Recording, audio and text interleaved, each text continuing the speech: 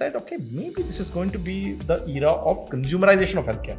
That's what triggered. I think they say, right, beautiful things come when the timing is right. So things like that. It's not very complex stuff. If you drill it down. Correct. At the end of the day, you're talking to a person, a customer, and you're able to visualize that customer's journey. Exactly. And at the end of the day, ask yourself, what is health? On today's podcast, we have a marketer with a very interesting story to tell. Rahul Kadavakolu, who is the CMO of Aster DM Healthcare, which is the largest integrated healthcare provider in GCC, is a man who's made very unique choices in his career. Let's hear from Rahul.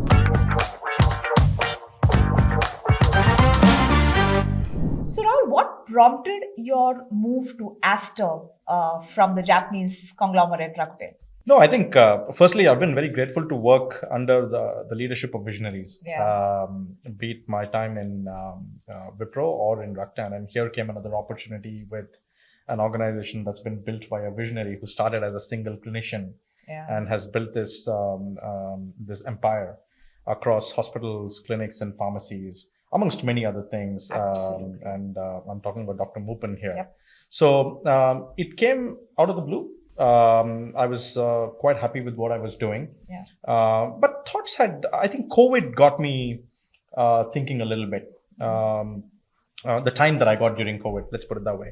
Obviously, it was not a good time for anyone around the world. But then it probably gave me time to think, what next? Do I even know? Are there industries that interest me? Are there territories or regions that interest me? Because I think the sort of weightage in the world sort of shifted a little bit. Correct. So I had done my stint in the APAC side of things, Southeast Asia. Within Rakuten, I'd moved to Singapore as well. But then just some thoughts that were starting to run in my mind, and out of the blue, I got this call, and they gave me a problem statement. It was a very interesting sort of discussion that I had. It was very conversational. Of course, the initial rounds of discussion were more Q&A type. But when I had the chance to meet with... no, that was with the other members. But then when I met Alicia and I met our chairman, I think it was more the meeting of minds, let me say. Alicia was clearly looking to put together like-minded people who were ready to jump on board, and with a belief. That's the most important thing. With belief that we could do amazing things in the world of health and wellness. So that sort of stuck to me like glue, that conversation. She's an absolute inspiration, inspiring leader, already achieved so many things, by now. And then I realized the opportunity. And I think it just so happened that there was so much happening in the health sort of segment with during COVID. And this was an opportunity in the health and wellness area. That the way people were consuming healthcare had changed significantly post-COVID, or even towards the fag end of COVID. People were slowly starting to think wellness versus illness. Correct. So they're like, why do we need to wait to fall sick to see what I need to do to not get there? Correct. But anyway, this is probably a very evolved theory, but very simply put, I think we did a few, I was a bit unwell, potentially had COVID a bunch of times. But during that course, I had to do my blood report a couple of times. What interested me was the way I looked at that report.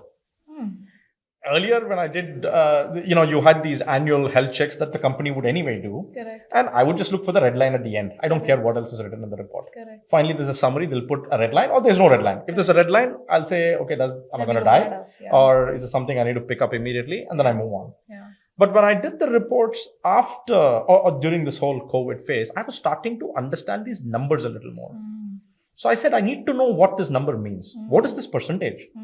So then I said, okay, maybe all of them are doing the same thing. People are starting to wonder what these are. What is this doing to my body? What is this doing to my composition? What are normal levels? Yeah. So I had no real understanding of any of this. And I said, okay, maybe this is going to be the era of consumerization of healthcare.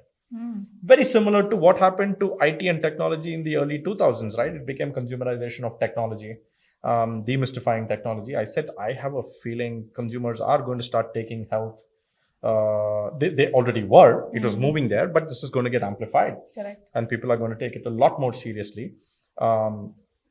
I think gym subscriptions went through the roof. Yeah. People were wanting to. So in general, I think there was a better understanding of health and wellness and how important it is. And I think it also, what happened was COVID gave a lot of people time where they added a lot of things they were not doing. Correct. So it could have been buying a pet, learning an instrument, learning a language, and health became a part of it. They were starting to go for walks. I guess also the COVID period was very limiting. All you could do was go for a walk. Correct. There was no other form of entertainment. So that's what triggered. I think they say, right, beautiful things come when the timing is right. It's probably what happened. And then what interested me was the opportunity. And then I realized the more and more conversations, and I was very grateful that not just meeting Alisha gave me the chance to meet with all the other leaders. Lovely. They had invited me down here and said, it's very important that you visit a few hospitals, visit a few clinics, go through my Aster, the digital arm of the business. And that gave me a deeper understanding of the team I was going to be part of. Who will I work with? And I think that's a very important thing. Not just keep a siloed interview process, bring you on board and say, hey, you know what? Here's our new devices. And here she really took the effort to put me through this journey to get to know my future colleagues. And still leave the decision and then left the decision to me. Amazing. And I mean, that's mark of beautiful leadership, right? So and that itself gave me the confidence that I'm going to be a part of something very, very special. And I really felt working with Alisha and of course under the vision of our chairman, there's a lot that can be done. And then I could not have, honestly, to summarize this, a better time to have been in the health and wellness industry. That's true. And the region. Both are going leaps and bounds, or growing leaps and bounds, is exploding here. Saudi is again, it's hard to not talk about Saudi in this whole mix. And then, so that's how it all happened, to be honest. No, that makes sense. And also, when you're talking about your journey somewhere, I felt that when you're looking to do something that's impactful and that aligns, I think, with a larger goal and a purpose, after COVID, healthcare was really the industry that could help you do that. We, as a company, chose to focus on healthcare brands a lot more because I thought that was our way of contributing to the most important industry in the next decade. So that makes a lot of sense. And just to add to what I just said, it's also the not just core healthcare but mental health. Came center forward. Not just Western medicine, but what about functional medicine? Things like Ayurveda, meditation, yoga, were all forms of wellness and helping you be in a better state of mind. Were all coming to the forefront. So I interestingly started seeing pop-ups on LinkedIn and stuff like that, where some companies were offering wellness applications and subscriptions as part of a package, as part of the perks of joining an organization. So it started taking shape, meaning it was people were very, very clear that this is going to be very important. You need to ensure that whether it's an employee, colleague, family member, wellness is part of daily life. And you don't have to wait to fall sick to actually start attending to your own health. Makes sense. So that's the story, and it's been absolutely exciting. Amazing. Healthcare as a consumer brand, and given the marketing maturity that Aster already has, where you're working with a fairly large set of digital assets, which also runs the risk of fragmentation in terms of communication and the message you are sending out to the customer. How are you looking at building the brand Aster? And given that it's already got a certain level of marketing maturity in the market, it's leader in the market. So what's your next big leap with the brand? No, we have a very, very ambitious plan. And like you rightly pointed out, this is not a brand that's new. Exactly. It's a household name, both in India as well as in the GCC, and more importantly in the UAE. 35 plus years of legacy, and amazing work done by all the leaders, past and present, in order to bring it to where it is today. And this is a services business at the end of the day. It's very important to put the patient at the heart of everything that you do. So we are amongst very, very few players globally, and the only player who are bringing integrated healthcare services, both in the real world and the virtual world. So the opportunity size becomes that much more bigger. Correct. And they say the most expensive real estate now, or the opportunity lies in the power of the palm. Correct. And we said My Aster should become a very integral part of that real estate that we're referring to. So the vision is obviously to grow and become the health and wellness provider of choice. And we have a portfolio of brands. We have Medcare, which focuses on a certain segment. We have the Aster portfolio, which focuses on a slightly different segment. We have the pharmacy business that cuts across. Correct. And like I said, we have the digital My Aster, which is a super app, which essentially helps you take your own health in your own hands. And this quite literally here. So Rahul, from what I hear you say, multiple markets, multiple digital brands, multiple touch points. The biggest challenge would be to stitch a singular brand narrative.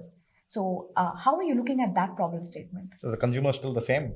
You could have all of these around you, which is, I feel, mediums and opportunities to reach this singular customer.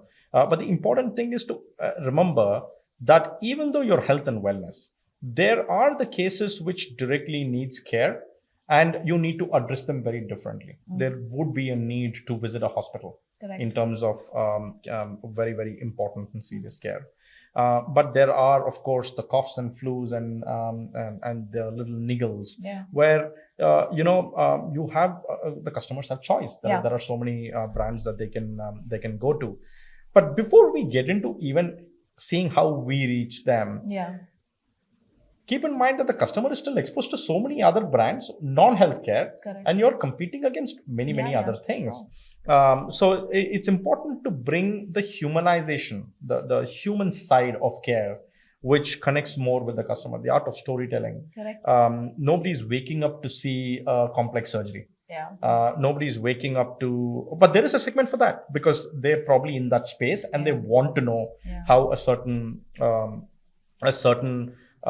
ailment or a procedure would be done. But in large, people are not waking up to this. So it's very important that you tell your story in a way that connects with customers and be a part of the larger wellness journey, and not talk just illness.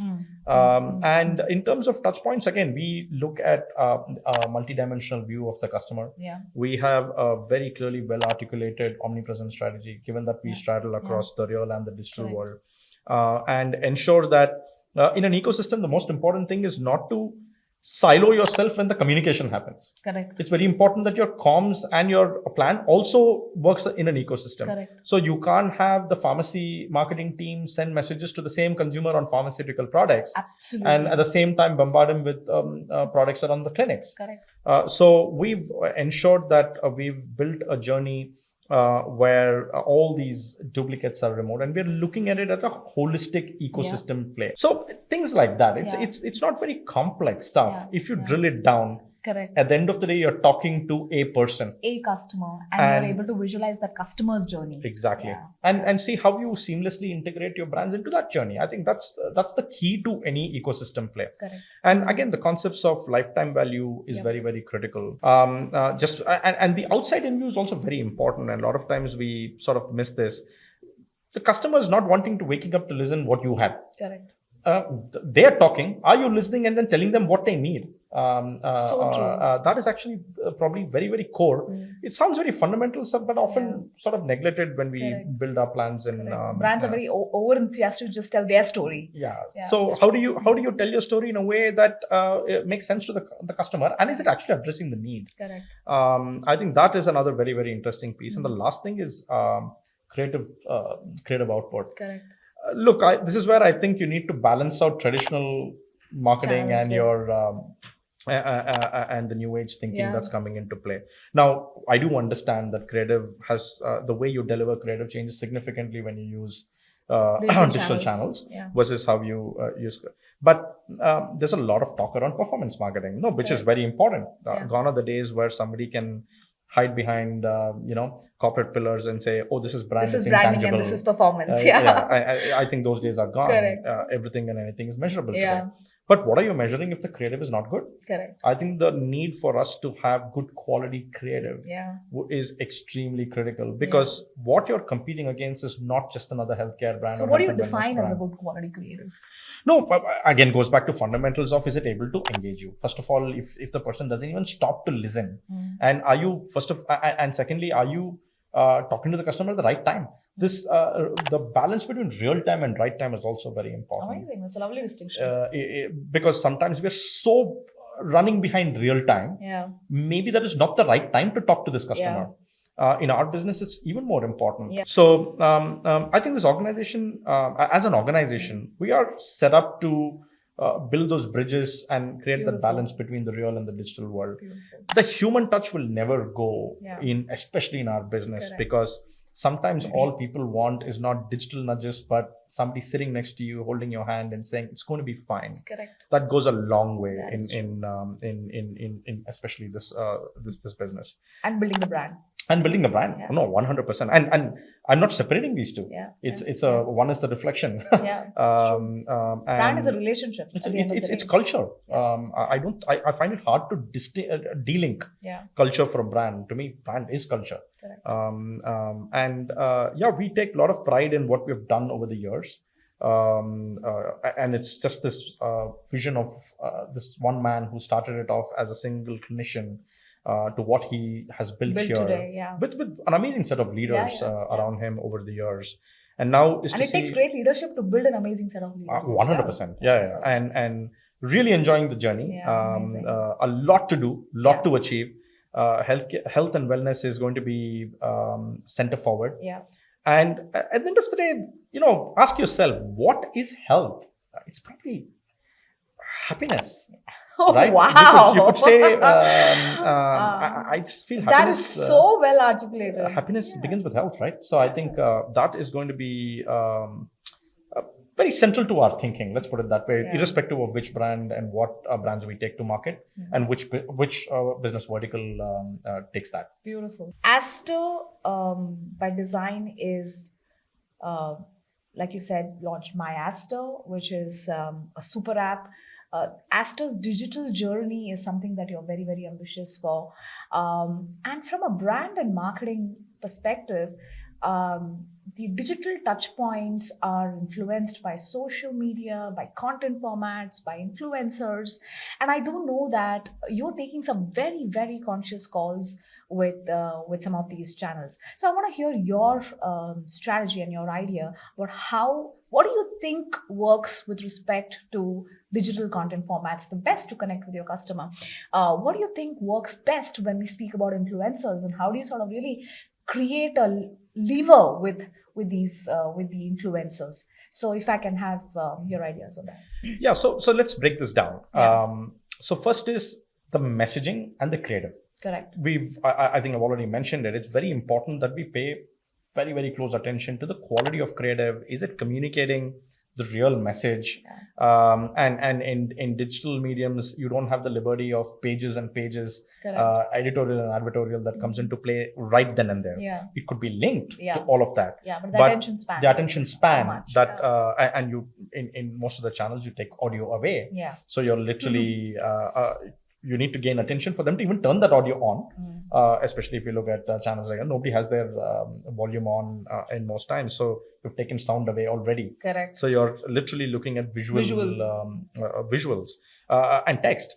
Essentially, that is the few seconds that you have in order to gain attention. So it's very important to put your emphasis on quality of creative and the type of creative. Now, of course, the layouts, the infrastructure in digital mediums are also very different. It's just not static ads that you see in traditional mediums. So that's one piece. Two is the mediums and channels you use to take this message out. Correct. To amplify. So I've had exposure to influencers in other markets, but I think in this region, it's something else. It just takes it not a few, but several notches higher. But to me, I think picking the right influencers, I think what I'm saying is it's common sense. Picking the right influencers are important. But sometimes, again, it goes back to people are not waking up to listen to the story you want to tell. Correct. They have so many, and every brand is doing this. So you don't have to necessarily pick only health and wellness influencers. The same customer that you're looking at is also interested in art. They're interested in music. They're interested in films, which are topics are broad and cut across books.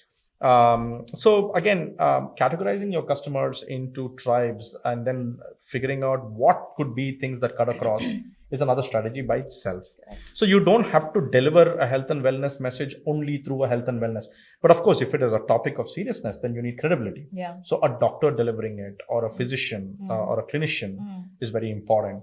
But by and large, I think you have several other influencers who can do that messaging for you. You mentioning was while these influencers would have built their credibility over a period of time, the fact is, with a brand like Aster, they may still not have the credibility to speak on health. But then you want the reach. A doctor who knows who are ace at their job may not have the influence circle on social media. So you have suggested a podcast between influencers and doctors, and I think that's such a brilliant idea to go with, right? So what happens is you're bringing the best of both worlds. You're bringing the consumer side to hardcore clinician. Correct. So if you let I don't want to bucket all doctors as being. Look, they're amazing in what they do. Yeah, exactly. But they may not be able to speak the consumer language sometimes, which is fair because everybody may not have the exposure. But there are some doctors who I've seen who are fabulous. They are amazing marketers at the end of the day. So it's also trying to find that balance. Now, if you had them talking to a customer, a patient, or a customer if it's a pharmacy business, the conversation changes. The narrative changes.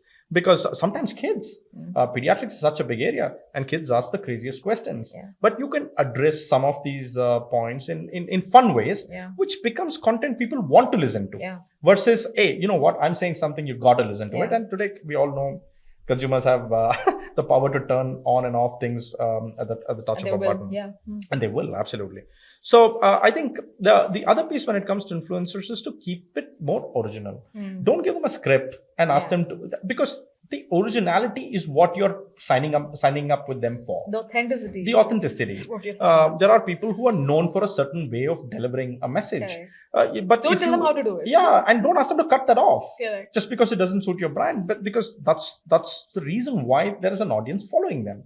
And listening to them. So it's again to see how your messages or your brand fits into that credible way of delivering that message. If you take that away, I think it's like taking the soul away from the core of everything. True. Rahul, it's been such a pleasure to have you on the podcast. I think the amount of depth we achieved in this interview with respect to this subject is phenomenal.